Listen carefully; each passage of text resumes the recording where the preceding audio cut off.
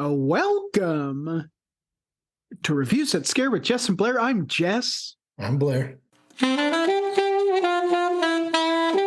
Blair, how are you? I'm doing good, man. How you doing? I am doing very well indeed, very fine indeed. It's Friday. It is. For most of us. I couldn't be more excited. We're also on to our third film in the month of December, a month we've been calling Holiday Horror Month, and we have an absolute classic to chat about today. But before we do that, what do you say we chat a little bit about some horror news? Blairski, you want to kick this one off? I do. Jesse, are you sitting down for this? I can confirm. After hounding the creators of Phasmophobia on X all week, formerly known as Twitter, No. I have gotten a response from one of the developers for Phasmophobia, and the console release is delayed indefinitely. You heard it here first, folks. Blair publicly showed his frustration at the developers of Phasmophobia. He just wants that game. We all want that game. Okay, delayed indefinitely. Delayed indefinitely. So if anyone wants to play Phasmophobia anytime soon, PC is the only way. Anytime soon. Yeah. We've been chatting about this for ages and ages and ages.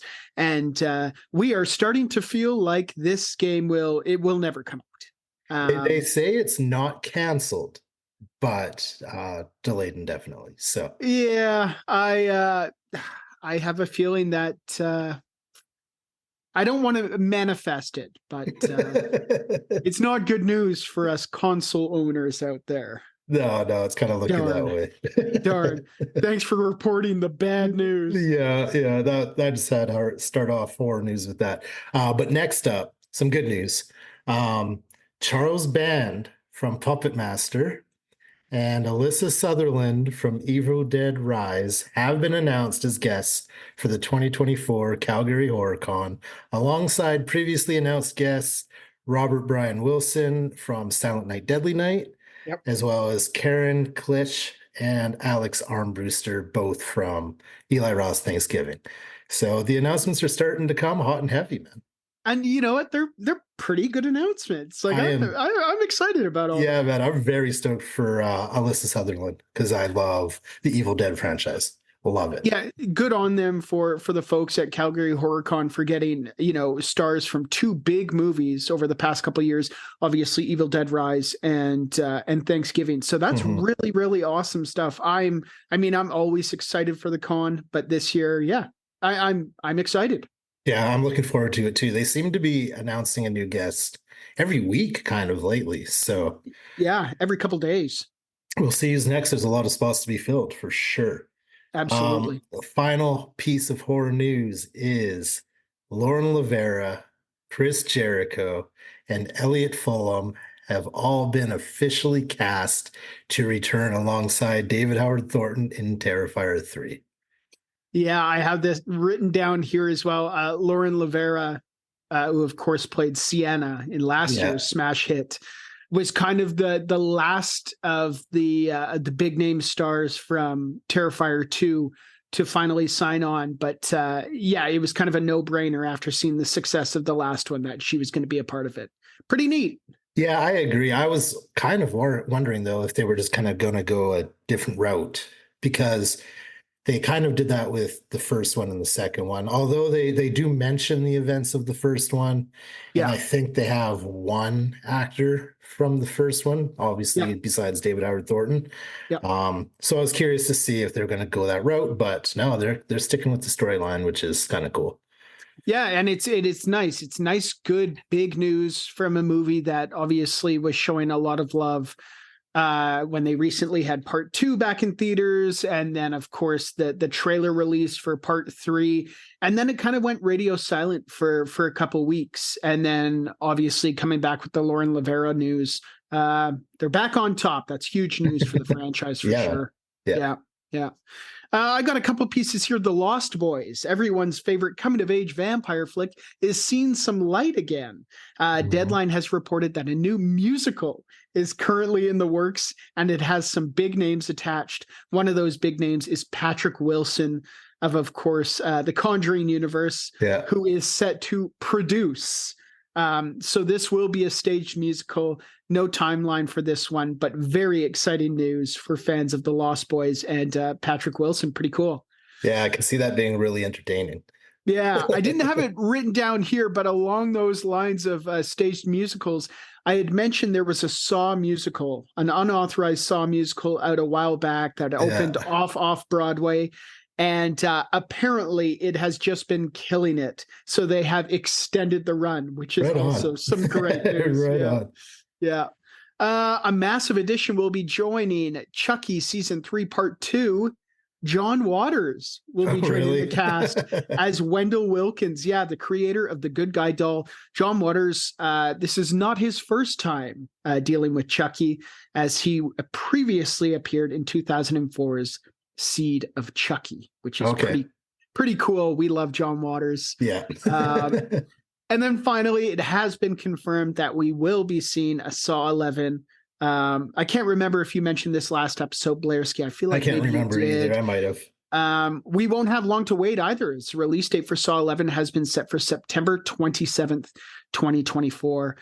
Not a whole lot of news besides that on this one. No director is signed on yet.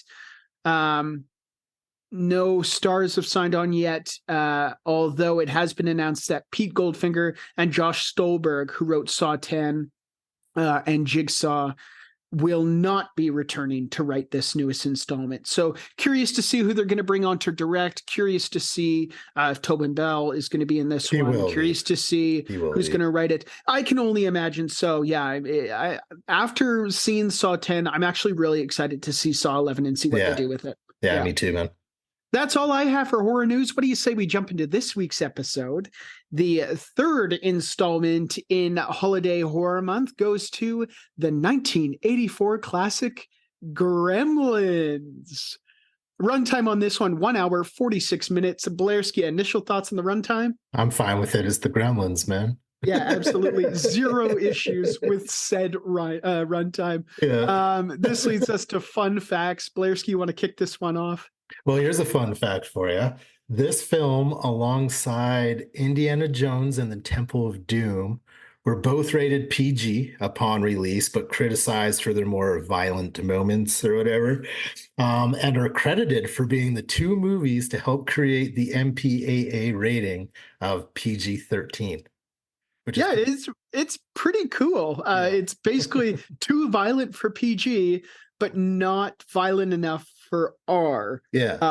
In Canada, we also have 18A. I don't know if that. I thought we had a 14A as well. We have 14A. We have 18A. I don't know if that correlates to the States. I think they had PG-13 and then it jumps right up to R. So it's crazy that they just had PG and then R. There was no in between. So that's pretty cool stuff. Yeah, it's pretty awesome, man.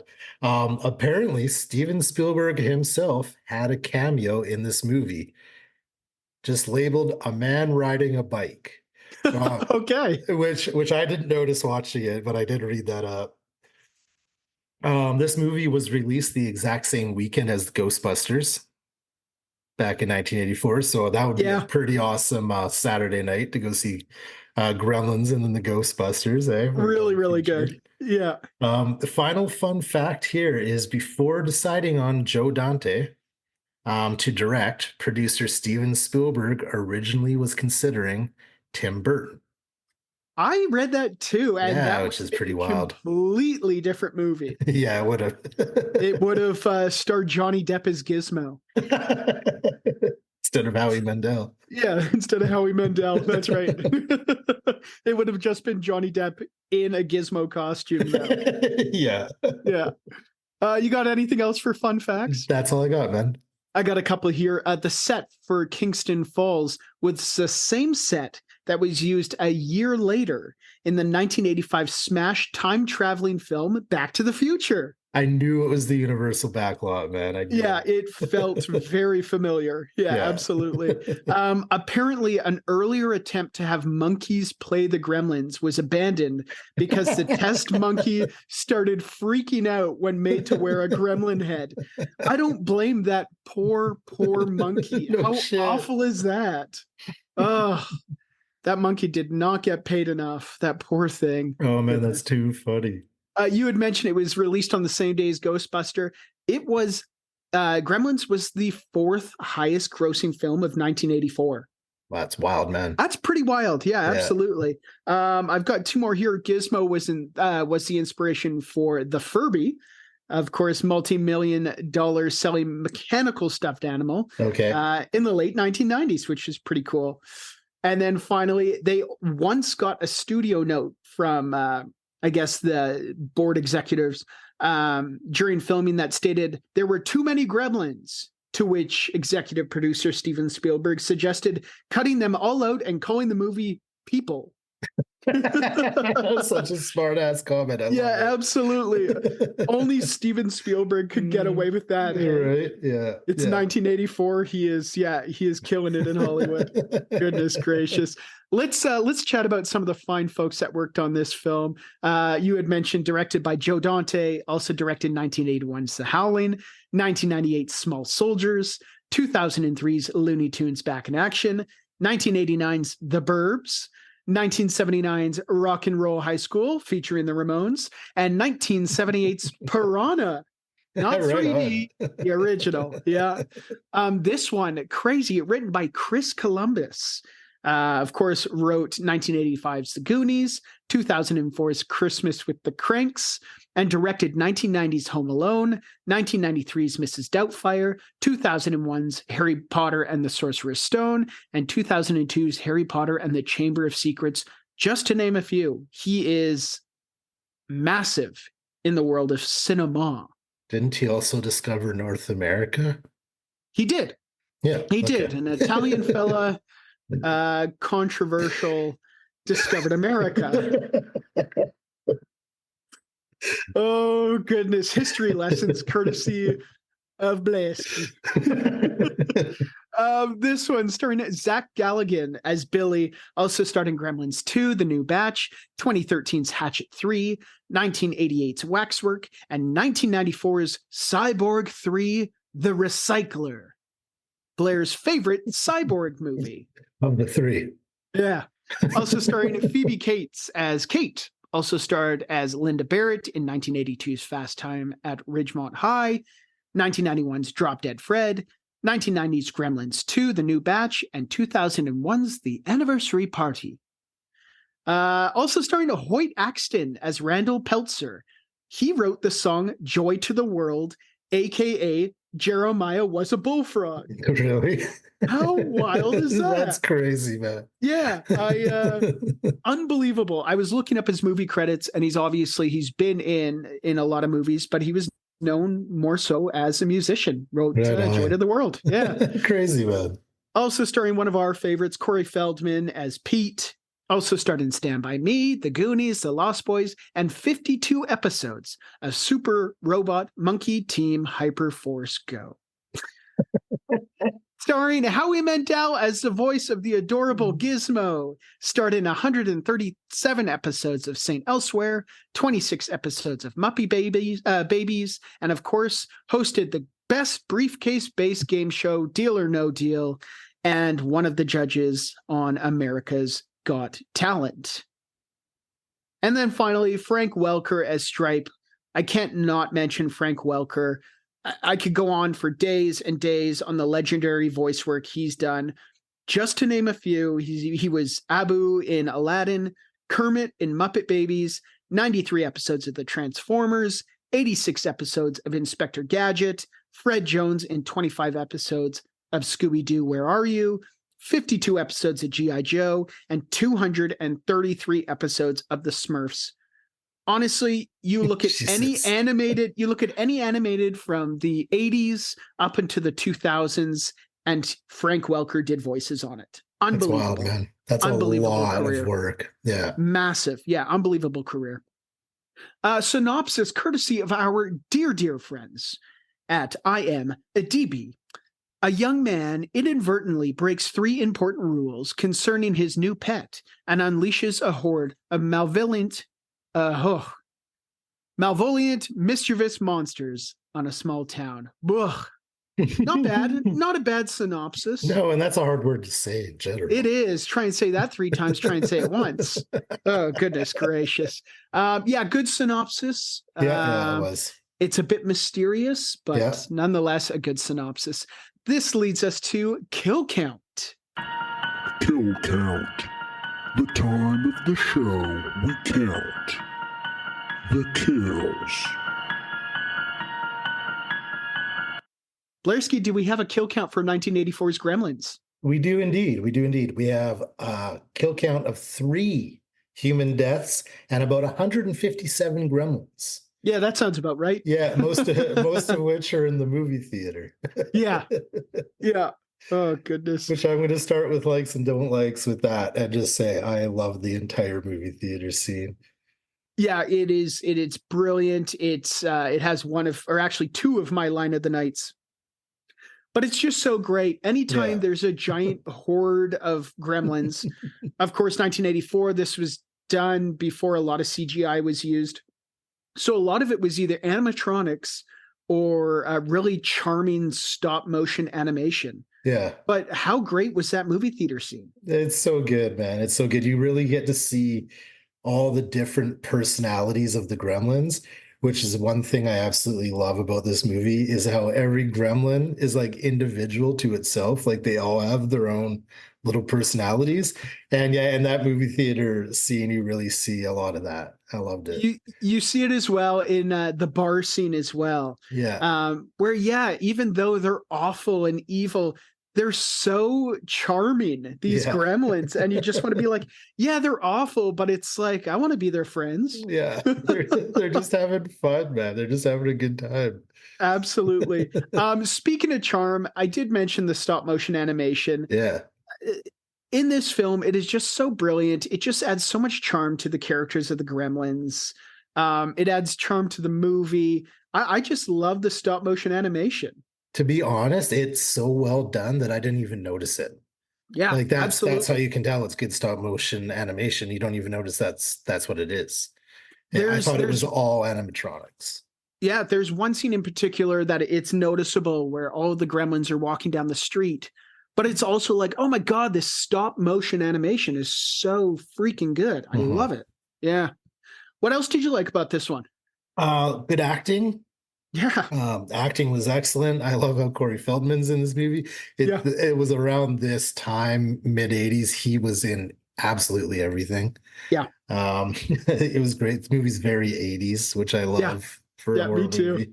And very Christmassy. Again, I've been looking for that for these Christmas horror movies, and the Christmas was definitely there.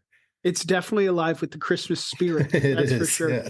I love how well everything fits in this movie. You mentioned the acting. I thought the acting was great. I thought the script is perfect for how ridiculous the movie is. Yeah. Same with the characters. I thought the characters and the gremlins were so ridiculous, but it fit perfectly with the theme of the movie. And the music was a perfect fit for this ridiculous 80s movie. Yeah. 100%. And the gremlins themselves, they look awesome. Both versions of them, you got the cutest little thing when they're just the original Mogwai. Is that what they're called? Mogwais. Yeah. The ones that look like furries, right? Yeah. And then even when they transform after they hatch from their cocoons into a full-on gremlin. A full-on gremlin, they're still in their own way, as you said earlier, just kind of cute, man. They are. They just have so much attitude, like Stripe with his mohawk. It's just like, this guy's a killer, but he's got a mohawk and he's, a little gremlin guy. Yeah, it's great. I do want to mention, you mentioned the eggs that they hatch from. I instantly got alien vibes from that. Yeah. Really very similar eggs. Well, in this movie, they call them cocoons. Yeah, cocoons. But they definitely looked very similar to the eggs in Alien, for sure. Absolutely. I love that although they are cute and charming, Stripe and the rest of the gremlins are pretty terrifying to look at. even are, that, man. in the bar scene when they all have their own, personality traits, their own attitude, it's like that is like they are full on terrorizing this poor bartender. Yeah, well, I was wondering why she was like serving them and not just running out of there, but I guess just in fear, just in fear. Not just serving them, but maybe not doing the best job as a bartender, perhaps over serving them. Yeah. Yeah, they were just As I drinking said, no, way she was too doing much. it in fear, man. She was scared That's right. shitless. She had no choice. Yeah. I want to mention a couple of these kills. You mentioned only, what was it, 3 human kills, but the gremlin kills. So Yeah. there's one scene in particular, the kitchen scene, Yeah. and there are 3 different gremlins who die, and in 3 very distinct ways in a matter of 2 minutes. Yeah. It's great. Yeah. One involves like a giant mixer or like a blender kind I of think thing. it's a blender, yeah. Another one is in a microwave, That and one's it's just so like good. it's so over the top and ridiculous, but it's comical, but it's just excellent. Yeah. And so how badass she is in that scene. How badass mom is in that scene, taking on, I think it's 3 or 4 gremlins in the kitchen. Yeah. I Slaying must them all. It was great. She was great. I must mention that the Peltzer family in this movie is awesome. Yeah. It's rare that you like everyone like in the family that's being terrorized by, the antagonist in a movie, but the Peltzer family's great. I didn't know what to Mom, think the about dad, the the boy. Yeah. well, I didn't know what to think about the dad at first, at the very beginning when it shows him getting the Mogwai. Yeah. But he definitely grew on me. I ended up absolutely loving him, and it made me want to be an inventor. Yeah, no doubt. Yeah.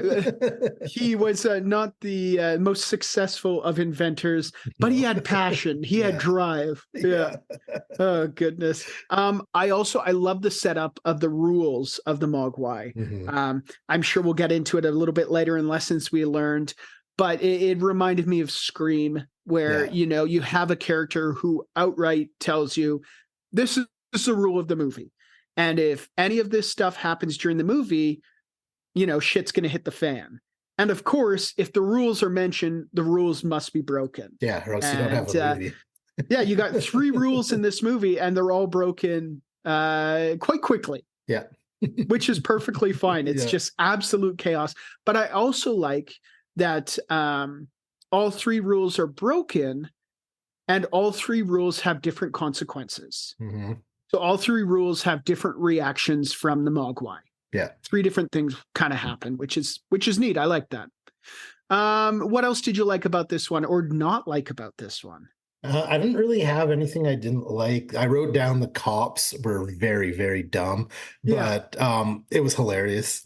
It was so good, but they were fucking very, very bad cops. They're just bad at their job. Yeah. And I also wrote down here, I didn't like Ruby Deagle or anything she stood for. Yeah. Did not How like dare her you? one bit. She threatens to kill dogs. Yeah, she cuts man. lines. She cuts lines. She's brutal, man. Who does How she dare think she is? How dare she? Although I was watching this with my wife, Carly, and she mentioned that her makeup was great. Okay. Well, there you go. She has that going for her, right? Yeah, good for her. What did I have here? I love how the Peltzer family never questions Gizmo. Yeah. They welcome him with open arms and never question. Maybe he's not, I don't even know, an alien or a creature. He's just a part of the family. Yeah, I kind of found that odd throughout the entire movie, actually, to be honest, how calm everybody was with everything. Yeah, they don't address it once, even when they start multiplying. It's like, oh, it's fine. We just have a few more of them. Yeah. Oh goodness. What else do I have here? I just have written down, it is just a fun and enjoyable watch. Really easy to watch. It is. Super entertaining. This is a movie that is definitely, like, if you're not into horror movies, you don't like being scared, watch this movie. Or if you're trying to convince somebody to get into horror movies, this is a perfect film to start with. It's a good family movie, man. It is. Yeah. It is a great Christmas movie. It really is. Yeah. Fun for the whole family, for sure. Let's move right along to our next segment, one of our favorites, lessons we learned from watching 1984's Gremlins. Lessons we learned from watching. Insert title of movie here. The portion of the show where we chat about the valuable life lessons we learned from watching said movie. Blairski, did you learn anything from watching 1984's Gremlins? A few things. Yes, I did. Okay. I'm sure at least 3 of them will be the same. But my first thing I learned is buy your orange juice in a carton. It's just a lot easier. Second thing I learned is everybody needs a smokeless ashtray.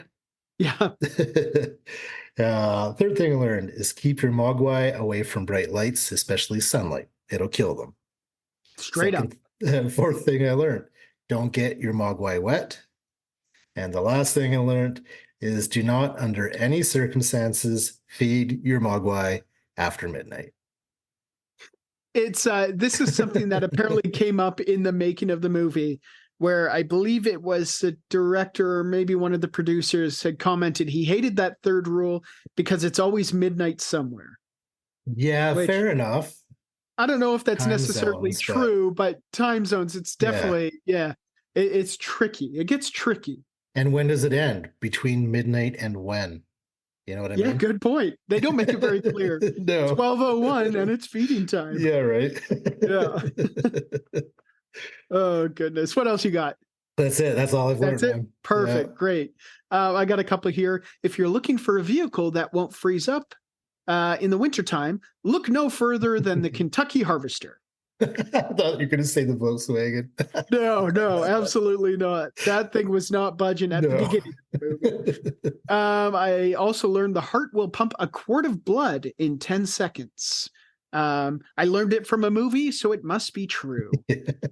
I have here Mogwai are extremely musical.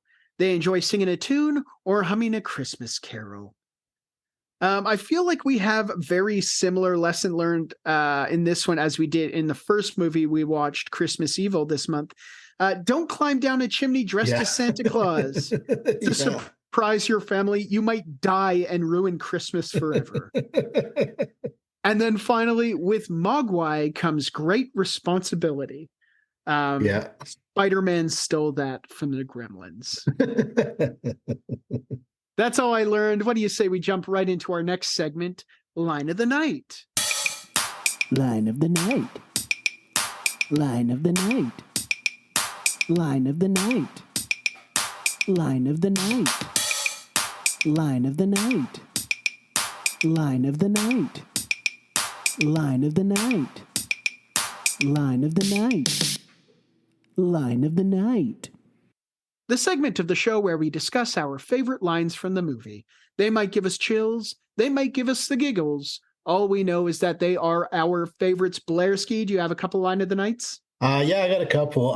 The character Gerald is at the bar. He's trying to lay the Mac down on Kate and says, "Hey, Kate, you haven't seen my new apartment yet?" To which Kate replies, she's not having any of it, by the way. Yeah. To which she replies, "I haven't even seen your old apartment." I love that. Too good. When those 2 dumb cops I was talking about earlier are leaving to check out, they're checking out a call and they're fighting over who's going to drive. I think their names are Brent and Frank. Brent goes, "Let me drive," to which Frank replies, "No, you're drunk." Then Brent says, "You always get to drive." And Frank goes, "It's because I'm sheriff, asshole." Which is the most ridiculous conversation to be having, considering these guys are supposed to be cops. And they're the town is being terrorized. Yeah, they're drunk. Christmas drive. Christmas season. Yeah, I guess so. Oh, goodness. Don't drink and drive, folks. No, don't. Any other line of the nights? Mm-mm. Good ones. I got 2 here, both kind of from the same scene. Billy says after entering the movie theater, they're watching Snow White. And they love it. Yeah, they do. They do love it. Yeah, the Gremlins are going crazy for Snow White. And then finally, in the movie theater, one of the Gremlins turns to Stripe and simply says, milk duds. Yeah.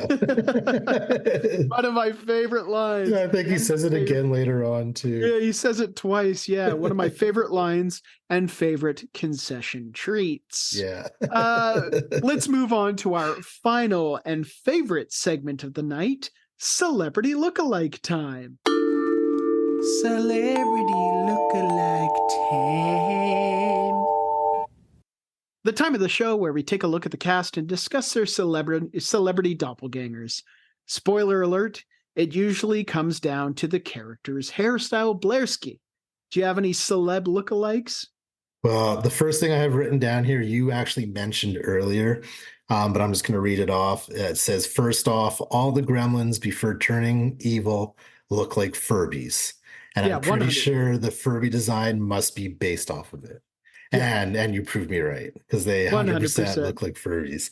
Yeah. This next one might be in bad taste. So for that, I apologize. But the character Billy reminded me an awful lot of Ted Bundy. And Okay. it's straight up, it's mostly the hair and the way he dressed. But he reminded me of Ted Bundy. It does usually comes down to the character's hairstyle. There you go. Oh, goodness. Mr. Wing reminded me of Mr. Miyagi from The Karate Kid. Okay. Big time. Got big time Okay. Karate Kid vibes. And finally, crazy old drunk Mr. Fetterman reminded me of Bryan Cranston, basically in any role except Walter White. Absolutely. Yeah. Yeah. Mr. Fetterman, I forgot to mention the guy who played Mr. Fetterman is a huge character actor in such movies as A Bucket of Blood Yeah. and A Little Shop of Horrors, which is right on. pretty cool. Great Yeah, resume. he was great. Yeah, looked like Bryan Cranston for sure. Yeah, he did. I only have one tonight, and it is Corey Feldman. Reminded me of the character Danny from The Shining. Yeah. Definitely the hair. Yeah. Big time. Yeah. Had the undercut or mushroom cut, whatever. Yeah. The bowl cut.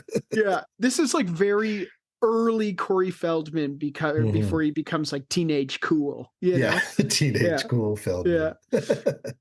This leads us to our final rating for 1984's Gremlins. Blairski, out of 5 chicken wing eating, cigarette smoking, hard liquor drinking, Christmas carol humming, smooth jazz listening, ceiling fan spinning Gremlins, out of 5, what do you give Gremlins? Oh man, I'm gonna try to repeat that. This isn't one of my favorite movies of all time, but I absolutely do love it. I am giving it 4.5. Chicken wing eating, cigarette smoking, hard liquor drinking, Christmas carol humming, smooth jazz listening, ceiling fan spinning Gremlins, out of 5. Nailed it. Couldn't have said it better myself. I mean, I had it written down, so. I'm going to agree with you. 4.5, chicken wing eating, cigarette smoking, hard liquor drinking, Christmas carol humming, smooth jazz listening, ceiling fan spinning Gremlins, out of 5. You said it so fast. This movie is fun. If nothing else, this movie is fun.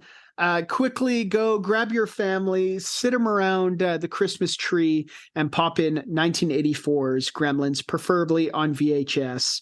This movie is excellent and should be a Christmas staple in everyone's household. Yeah.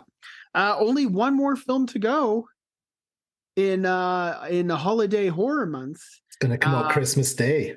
Yeah, based on a Christmas classic. I'm very excited about the last film. And nervous. A little bit nervous. Oh my goodness. And it will be our last episode of the year of 2023, which is pretty exciting. That is exciting, man. It's been a huge year for us. I don't want to get too sentimental yet. No. There will be plenty of time for that. Of course, we have one more episode, and then we're going to start 2024 off right with our big old awards ceremony show. Before we get, me too. But before we get too ahead of ourselves, let's just sit back and enjoy, thinking about Gremlins. And until next episode, this has been Reviews at Scare with Jess and Blair. I'm Jess. I'm Blair. Remember to stay scary. And eat every The sandwich. Bye. Bye. Thank you for listening to Reviews That Scare. Make sure you check out our Linktree at linktree/reviewsthatscare. That's linktr.ee/reviewsthatscare, which has links to our Instagram, YouTube, Patreon, Twitch, and many other things. If you'd like to email us, you can reach us at reviewsthatscare@gmail.com. Thanks for listening, and remember to stay scary and eat every sandwich. A proud member of Pod Nation TV.